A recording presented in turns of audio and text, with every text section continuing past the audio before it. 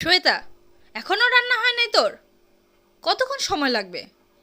হ্যাঁ, রান্না করা শেখার ইচ্ছা নেই তোর নাকি? পড়াশোনা করে কাজে দিবে না, রান্নাই শিখবি, ওইটাই কাজে দিবে। বুঝছিস তো? ফটাফট রান্না কর। এগুলো সব শেখানো হয়েছে তোকে।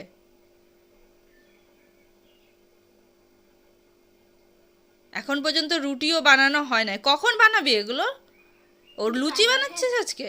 আচ্ছা ঠিক আছে, বানা, তাড়াতাড়ি বানা, ফটাফট বানা।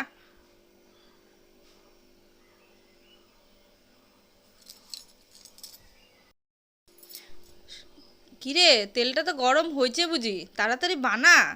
কত যে সময় লাগবে। কর কর কর।